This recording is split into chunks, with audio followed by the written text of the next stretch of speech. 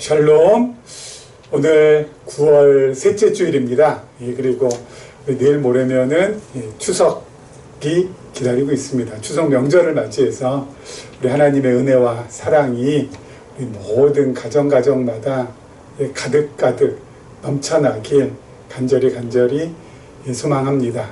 그리고 한가위의 풍성함이 우리의 영적인 풍성함으로 이어지기도 소망합니다. 아무튼 우리 오늘 9월 15일 딱 9월의 절반에 도달했습니다. 이렇게 또 시간은 흘러갑니다. 아마 추석 명절 지나고 어쩌지 하다 보면은 10월이 될 거고, 10월 보니까 10월 첫 주에도 퐁당 연휴가 있더라고요. 그 연휴 지나고 어쩌고저쩌고 하면은 또 10월 금방 지나가고, 11월 추수감사절, 그리고 12월 성탄절, 그러면은 2024년 끝? 아이고야. 참. 이렇게, 시간은 우리를 기다려주지 않고 흘러갑니다.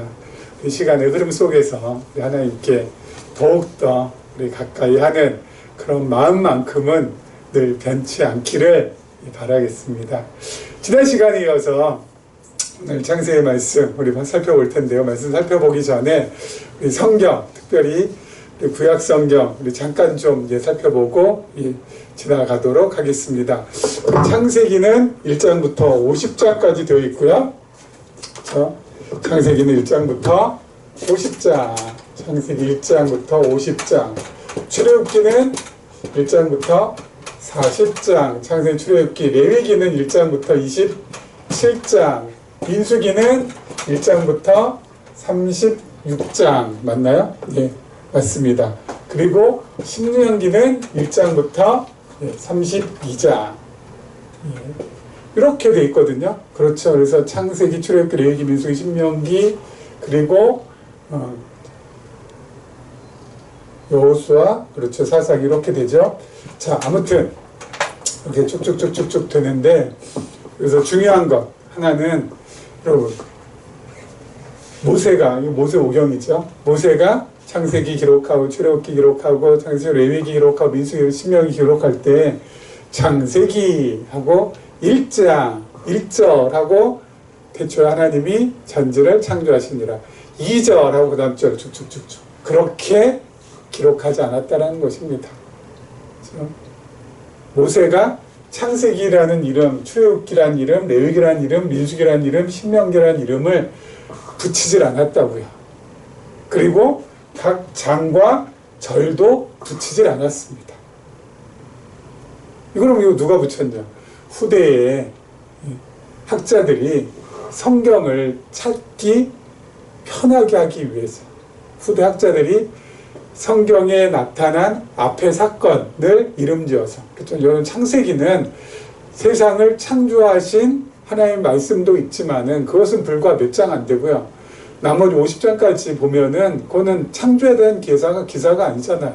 그렇죠? 그래서 앞부분에 나와 있는 그 짤막한 사건을 토대로 해서 이름을 붙였습니다. 그래서 출애굽기도 여러분 출애굽기 1장부터 40장까지가 애굽에서 탈출하는 그런 사건으로 죄다 기록되어 있지 않잖아요. 앞부분 잠깐.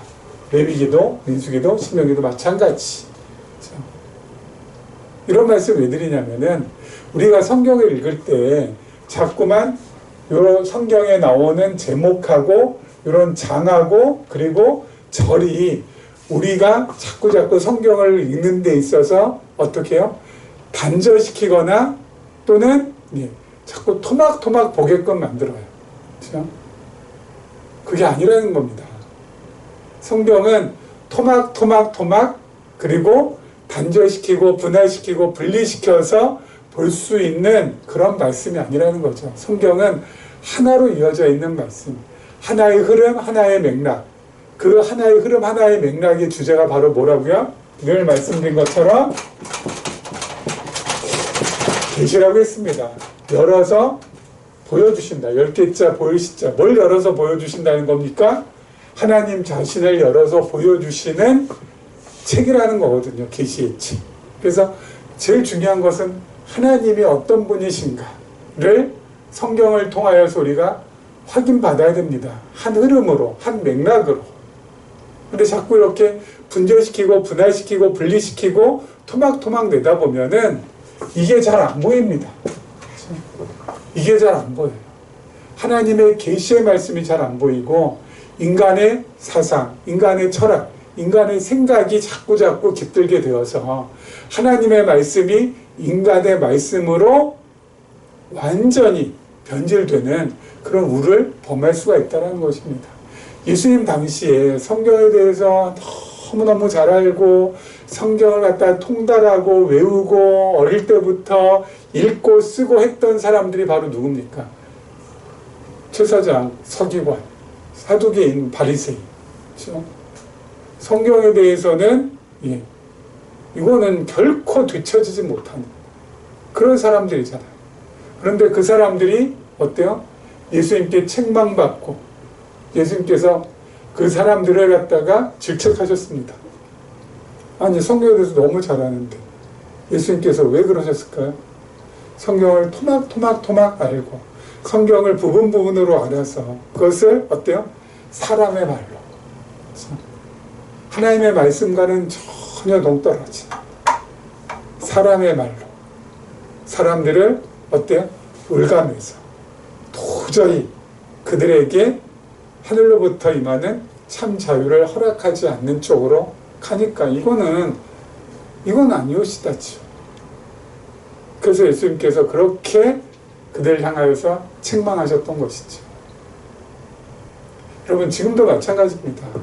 지금도 성경을 토막 부분 이렇게 알게 되면은 어떻게 돼요?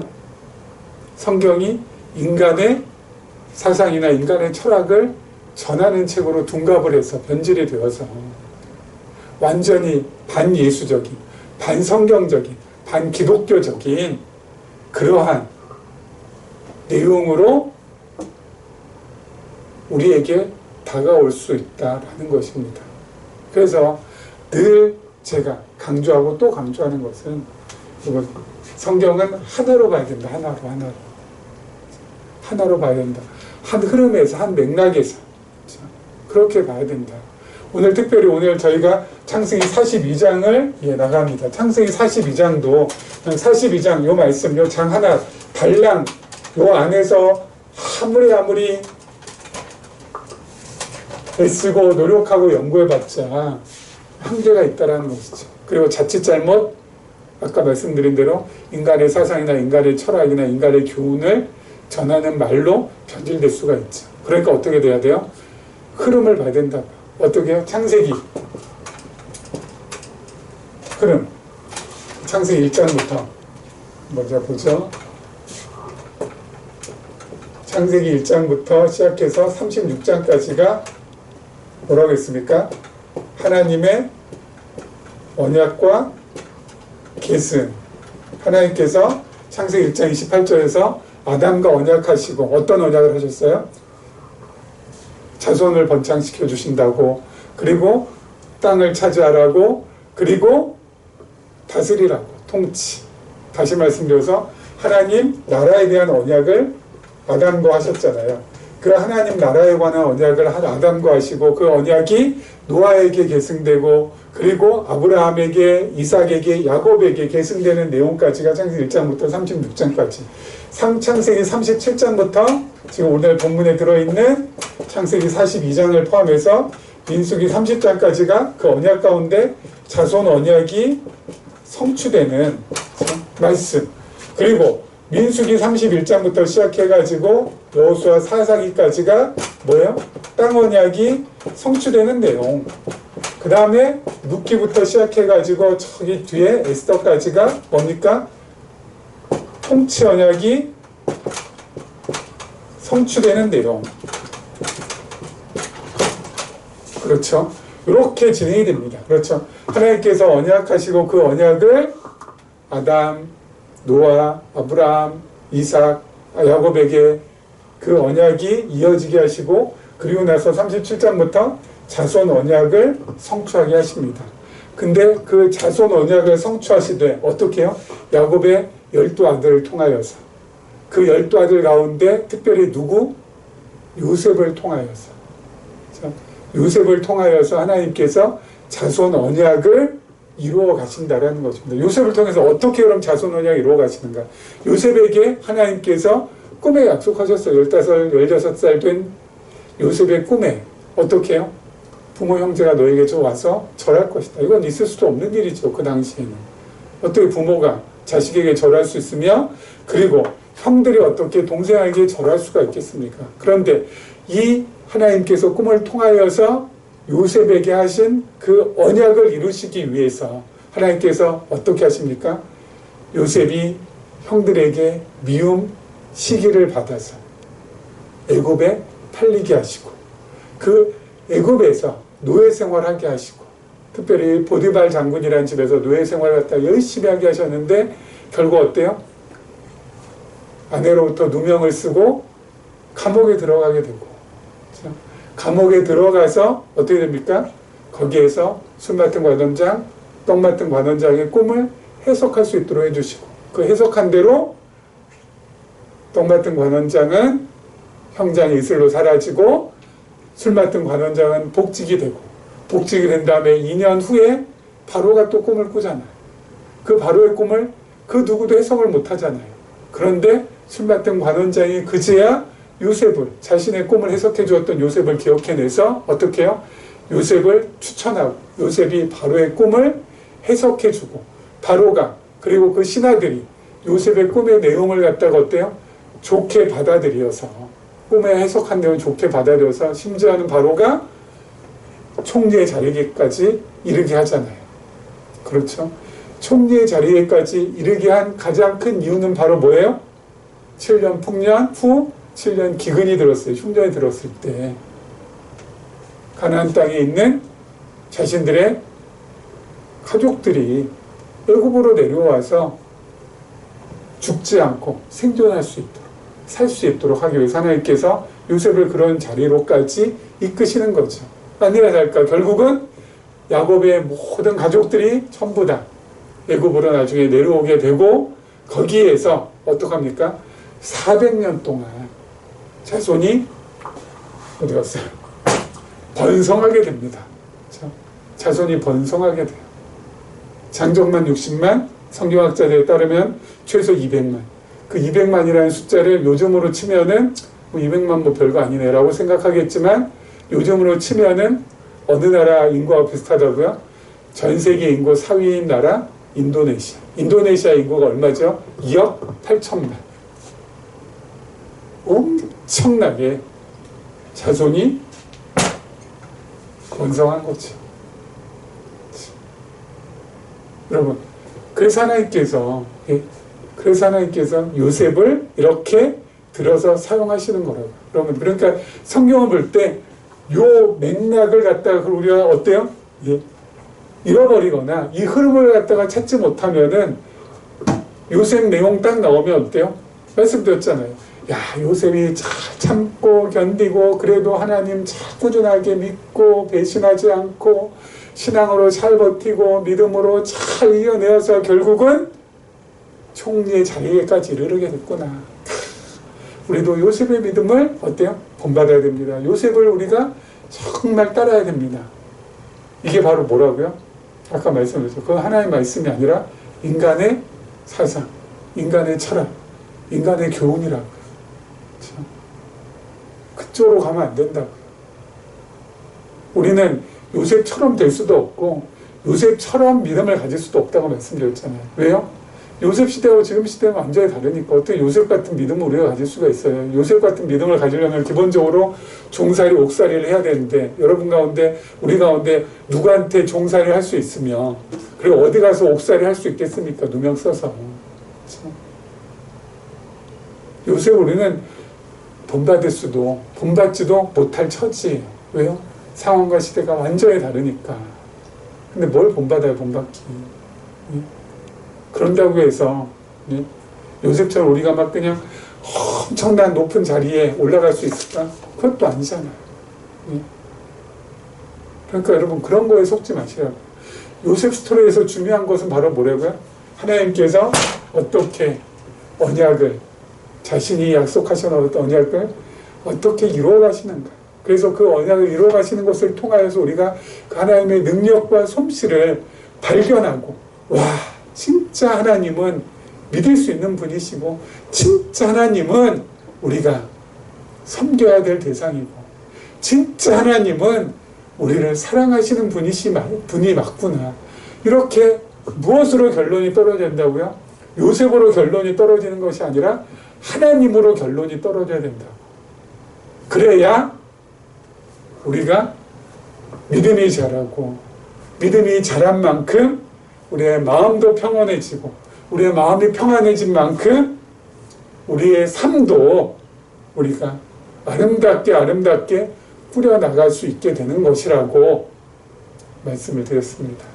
여러분, 요거 절대 잊지 마시고, 절대 잊지 마시고, 오늘 창세기 42장 이제 본문으로 들어가 보도록 하겠습니다. 창세기 42장 1절 말씀입니다. 한쪽부터 보겠습니다. 그때에 야곱이 애굽에 곡식이 있음을 보고 아들들에게 이르되 너희는 어찌하여 서로 바라보고만 있느냐. 야곱이 또 이르되 내가 들은즉 저 애굽에 곡식이 있다니 너희는 그리로 가서 거기서 우리를 위하여 사오라. 그러면 우리가 살고 죽지 아니하리라 하매 요셉의 형 10사람이 애굽에서 곡식을 사려고 내려갔으나 야곱이 요셉의 아우 베냐민은 그의 형들과 함께 보내지 아니하였으니 이는 그의 생각에 재난이 그에게 미칠까 두려워함이었더라. 이스라엘의 아들들이 양식 사러 간 자 중에 있으니 가나안 땅에 기근이 있음이라.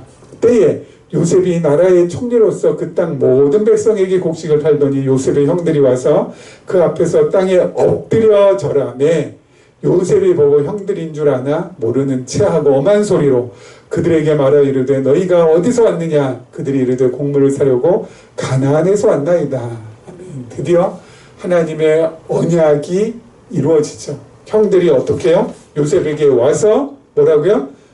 엎드려 절하매.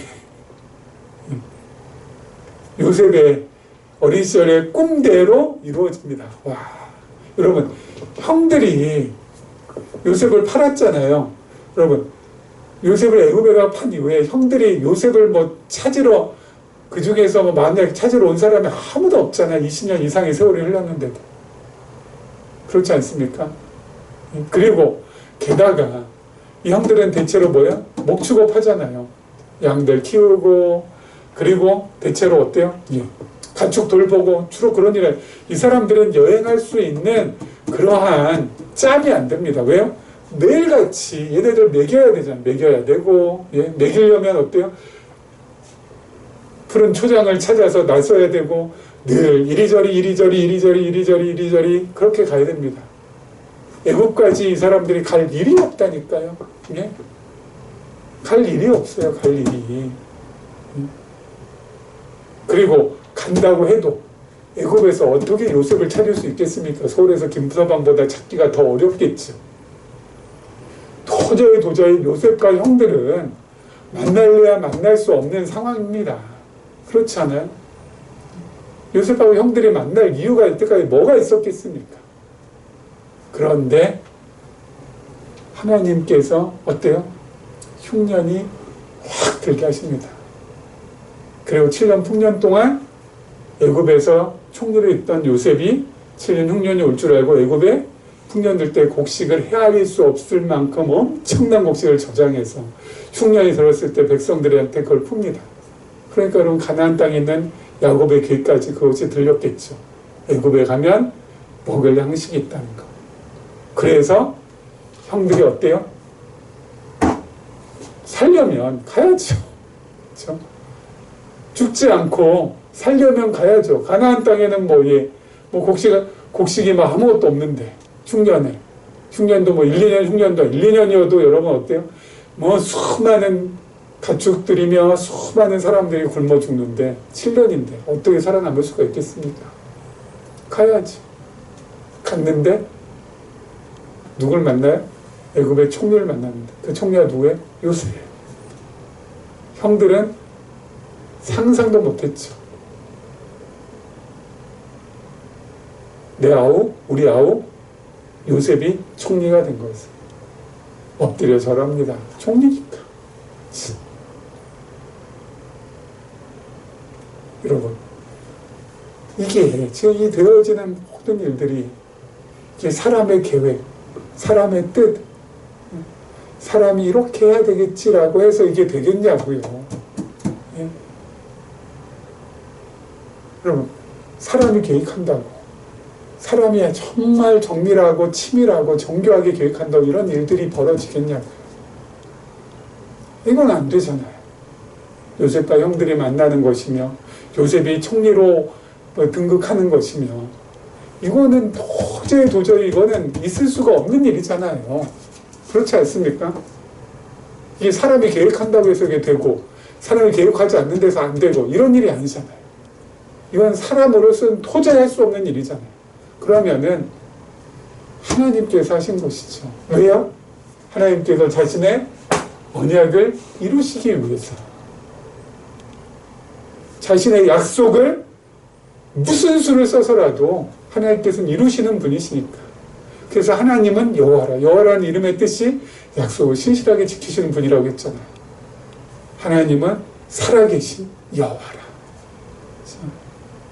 이게 사람의 힘과 노력과 열정과 힘으로 이게 되는 일이 아니잖아요. 하나님께서 되게 하시는 일이잖아요. 도저히 이거는 사람의 힘과 노력과 뜻으로는 이건 불가능한 거잖아요. 그런데 하나님께서 되게 하시는 거잖아요. 뭐야? 나 언약의 하나님이야. 나 여호와야. 반드시 지켜. 내가 한 약속. 자손 언약을 번창시키기 위해서 하나님께서 이렇게 하시는 거잖아요. 야곱의 가족이 가나안 땅에 있다가 죽으면 안 되잖아요. 흉년 들어서. 그러면 어떻게 해요? 요셉 형들의 손에 팔게 해서 우여곡절 거치게 해서 총리로 일단 만들어 놓고, 그리고 흉년이 왔을 때 어때요? 애굽으로 모든 가족들이 이사하게끔 해서 그 애굽에서 안전하게 보호받고 살면서 자손을 번성할 수 있도록 누가 하신다? 하나님께서. 그 전능하신 하나님을, 그 신실하신 하나님을, 그 영원한 자비를 우리에게 베푸시는 하나님을, 그 주권자 하나님을 우리가 이 흐름에서, 이 맥락에서 발견할 수가 있는 것입니다. 와, 하나님께서 이렇게 역사하시네. 와, 하나님께서 이렇게 일하시고 계시네. 자신의 택하신 자녀들을 위하여서. 그렇다면 우리도 마음 가운데 좀 염려, 걱정, 두려움 이런 거 좀 내려놓고 살아도 되겠다. 쉽지 않습니까? 예? 그 하나님께서 우리와 함께 하시고 우리의 아버지가 되어주시고 우리의 모든 것이 되어주셔서 우리를 지켜주시고 우리를 책임져 주신다고 하셨는데, 그거 자꾸 우리가 어때요? 잊어버리고 그냥 내 힘과 내 노력과 내 의지와 내 열정을 가지고서 살아가는 것이 내 인생이려니 해가지고 거기에 속아가지고 우리가 벅벅거리면서 지금 살아가고 있지 않습니까? 아니요. 좀 마음 놔도 돼요. 하나님 앞에서. 예? 좀 힘 빼도 됩니다. 하나님 앞에서. 우리가 무엇이고 안 돼. 아무것도 아닌 것이 그렇게 바락바락 내 속썩이고 남의 속썩이면서 살아갈 필요가 없다라는 것입니다. 자, 우리 그 다음 절 한번 보도록 하죠. 8절부터 보죠. 요셉은 그의 형들을 알아보았으나 그들은 요셉을 알아보지 못하더라. 요셉이 그들에게 대하여 꼼꼼을 생각하고 그들에게 이르되 너희는 정탐꾼들이라 이 나라의 틈을 엿보려고 왔느니라. 그들이 그에게 이르되 내 주야 아니니이다. 당신의 종들은 공물을 사러 왔나이다. 우리는 다 한 사람의 아들로서 확실한 자들이니 당신의 종들은 정탐꾼이 아니니이다. 요셉이 그들에게 이르되 아니라 너희가 이 나라의 틈을 엿보러 왔느니라. 그들이 이르되 당신의 종 우리들은 12 형제로서 가나안 땅 한 사람의 아들들이라. 막내 아들은 오늘 아버지와 함께 있고 또 하나는 없어졌나이다. 여러분 8절부터 이 말씀도 너무너무 중요하고 대단한 말씀이죠. 예? 여러분 너무너무 중요하고 대단한 말씀. 예? 목사님 어디가 그렇게 너무너무 중요하고 대단한 말씀입니까? 예? 제가 보기엔 그냥 그런 것 같은데. 여러분 형들이 곡식을 구하기 위해서 총리 요셉을 지금 마련하고 있는 장면이죠. 근데 요셉이 형들 한번 쿡 찔러 봅니다. 너 정탐꾼이지, 스파이지. 여러분 뭐 예나 지금이나 이런 스파이, 간첩, 정탐꾼 어떻게 됩니까? 잡히면 기본이 사형 아니겠습니까? 그렇죠. 너희 정탐꾼이지. 우리나라 틈 엿보러 왔지. 요셉이 형들 지금 어떻게 하는 겁니까? 요셉이 형들 지금 어떻게 하는 거예요? 어떻게 하는 거긴요. 형들 지금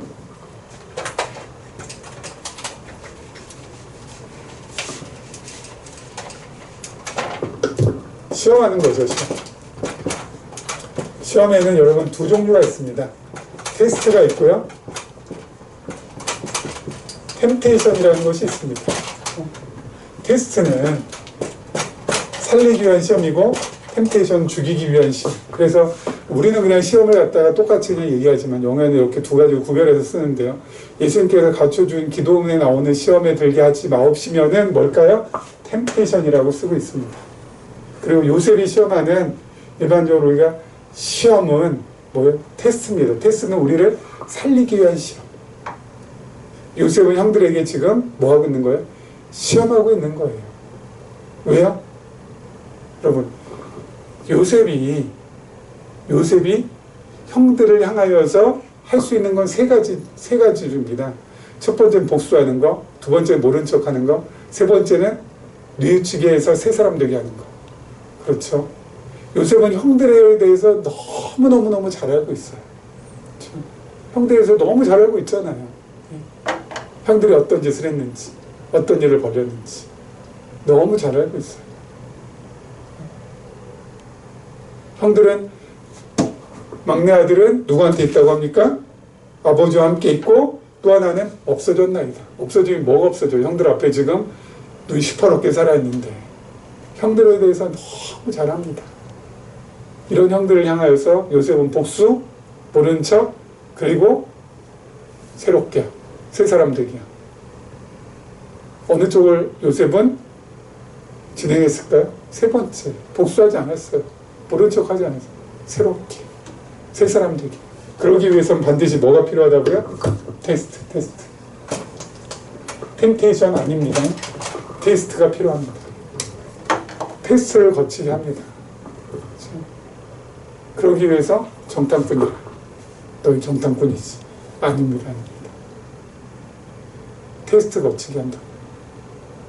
왜요? 이 테스트를 거쳐야지만이 자신의 죄를 뉘우치게 되고 그리고 새롭게 될 수 있으니까. 새롭게 될 수 있으니까. 형들의 모든 것들을 전부 다 잘 알기 때문에 요셉이 그렇게 하는 겁니다. 여러분, 요셉은 늘 말씀드렸지만 바로 뭐라고요? 장차 오실 예수 그리스도의 예표라고 했습니다. 그렇죠? 장차 오실 예수 그리스도의 예표로서 요셉이 지금 그럼 뭐라고 있는 겁니까? 테스트하고 있는 겁니다. 그렇죠? 예수님 우리 테스트하세요. 왜요? 예수님은 우리의 심판주가 되시기 때문에. 그렇죠? 심판주로서 우리를 테스트하신다고요. 그 테스트는 뭐예요?